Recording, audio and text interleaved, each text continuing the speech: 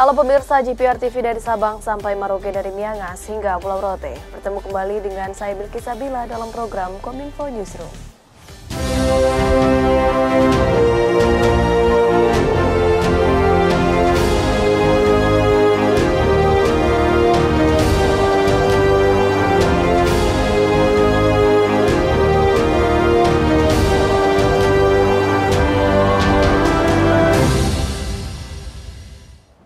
Pemirsa, inilah Kominfo Newsroom selengkapnya.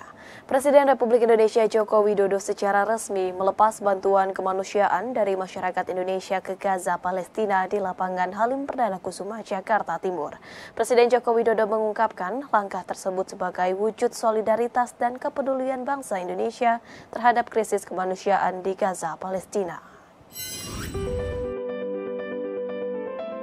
Sebagai bentuk kepedulian pemerintah Indonesia kepada rakyat Palestina di Gaza, penggalan dukungan dan bantuan kemanusiaan untuk korban perang Hamas Israel mulai digulirkan tak terkecuali bangsa Indonesia.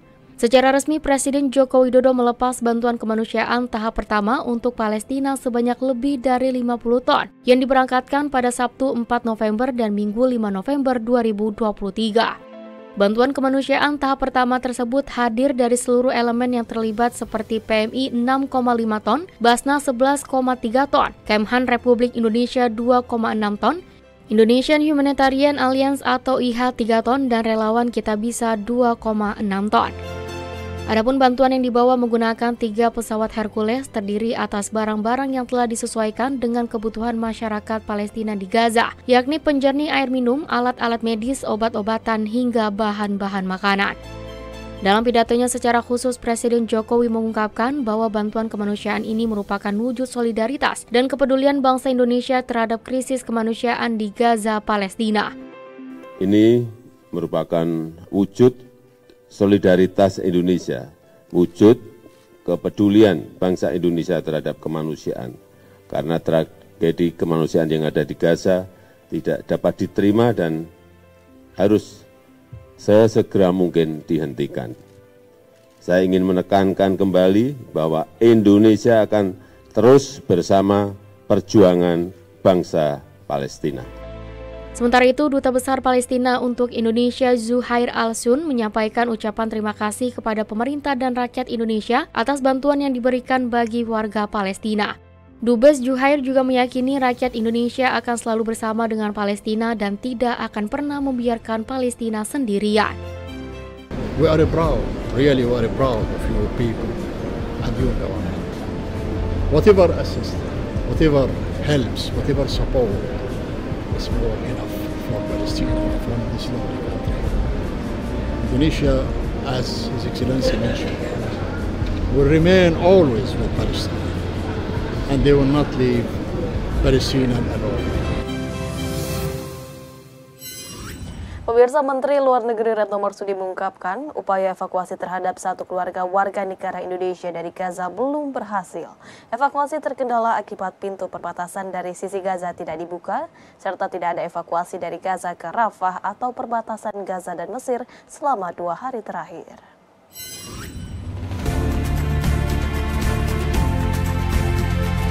Menteri Luar Negeri Retno Marsudi mengungkapkan upaya evakuasi warga negara Indonesia dari Gaza, Palestina belum berhasil. Adapun upaya evakuasi terhadap keluarga M. Hussein tersebut terkendala sebab pintu perbatasan dari sisi Gaza tidak dibuka. Menurut Menlu Retno, sejak 2 hari terakhir tidak ada aktivitas evakuasi dari Gaza ke Rafah. Meski demikian, Menlu memastikan upaya evakuasi WNI akan terus dilakukan dengan berkoordinasi dengan banyak pihak, serta pihaknya telah menghubungi keluarga M. Hussein. Upaya evakuasi terhadap keluarga M. Hussein dimulai kembali sejak Jumat 3 November dengan tim KBRI Kairo Mesir berada di perbatasan Rafah. Sebelumnya, evakuasi keluarga M. Hussein sempat terkendala permasalahan administrasi. Pada kesempatan yang sama, Menlu menyebut Kemlu Republik Indonesia juga berkomunikasi dengan 3 WNI relawan Mercy. Mereka diketahui merupakan para relawan di Rumah Sakit Indonesia. Saya juga ingin sekali lagi menyerukan agar Israel menghentikan pembunuhan terhadap warga sipil dan mentargetkan serangan kepada fasilitas-fasilitas sipil seperti rumah sakit, masjid, dan gereja. Patuhi hukum humaniter internasional.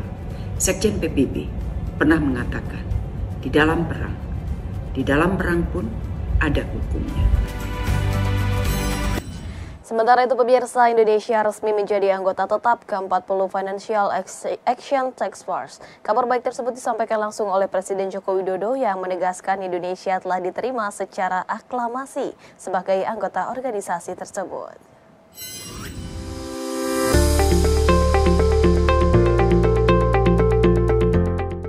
Presiden Joko Widodo menyatakan bahwa Indonesia telah diterima menjadi anggota penuh atau Full Member Financial Action Task Force atau FATF. FATF adalah organisasi internasional yang berfokus pada upaya global dalam pemberantasan pencucian uang, pendanaan terorisme, dan pendanaan proliferasi senjata pemusnah massal. Capaian ini merupakan hasil kolaborasi yang baik antara PPATK dan seluruh kementerian lembaga terkait, termasuk OJK, yang menunjukkan sektor jasa keuangan nasional telah secara komprehensif memenuhi standar internasional dalam menerapkan program anti pencucian uang, pencegahan pendanaan terorisme, dan pencegahan pendanaan proliferasi senjata pemusnah massal atau APU, PPT, dan PPPSPM.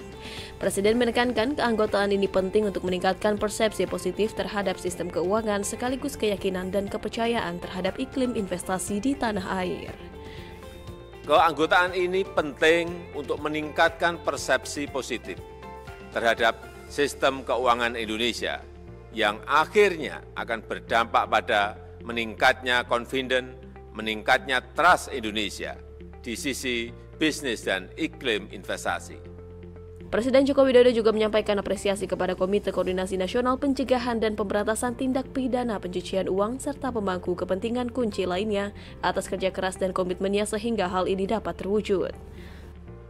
Kita harapkan ini akan menjadi langkah awal menuju tata kelola rezim anti pencucian uang dan pencegahan pendanaan terorisme Indonesia yang lebih baik.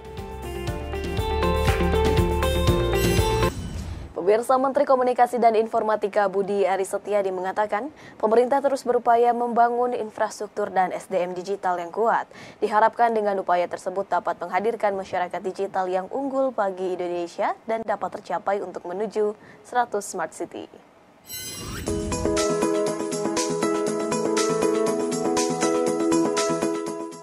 Pemerintah Indonesia terus berupaya mewujudkan visi Indonesia Maju 2045, salah satunya dengan pembangunan infrastruktur digital yang kuat dan menyeluruh. Menteri Komunikasi dan Informatika Budi Aris Setiadi menyatakan, salah satu implementasi kebijakan transformasi digital dengan melaksanakan pembangunan Smart City. Oleh karena itu, Kementerian Kominfo menyiapkan langkah untuk membangun masyarakat digital yang unggul dengan menggiatkan gerakan literasi digital nasional. Literasi digital itu merupakan program yang dilakukan oleh Kominfo. Jadi kita melakukan literasi digital, sudah 22 juta menurut data kami terakhir, sudah 20 juta orang yang mengikuti program literasi digital kita. Terus kita punya Digital Talent Academy, Digital Entrepreneur Academy. Jadi semua kita dorong ekosistem ini harus sehat. Beberapa contoh program literasi digital yang dihadirkan untuk membangun masyarakat digital diantaranya pelatihan untuk UMKM digital yang terbuka untuk masyarakat umum, lalu ada Digital Talent Scholarship yang dikhususkan untuk literasi digital di tingkat menengah. Selanjutnya terdapat pelatihan digital yang menyasar para pemimpin baik di sektor pemerintah maupun swasta yang disebut dengan Digital Leadership Academy. Menurut Menkominfo, penting masyarakat Indonesia memiliki pemahaman yang baik terkait budaya digital untuk dapat tetap menjaga citra masyarakat Indonesia yang santun, baik di ruang digital maupun di dunia nyata. Kementerian Kominfo ini kan enabler, fasilitator dan regulator dari menuju transformasi digital ini.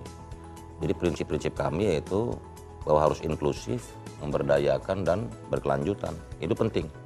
Jadi digital society ini harus didukung oleh ekosistem yang kuat. Agar lebih optimal, Kementerian Kominfo juga menguatkan infrastruktur digital dengan memastikan 3 hal terpenuhi, yaitu dari kualitas, jangkauan, dan kapasitas. Dengan menyiapkan SDM dan infrastruktur digital secara beriringan, maka cita-cita menghadirkan masyarakat digital yang unggul bagi Indonesia dapat tercapai. Pemirsa, usai jeda kami akan kembali dengan informasi lainnya. Tetaplah bersama kami dalam Kominfo Newsroom.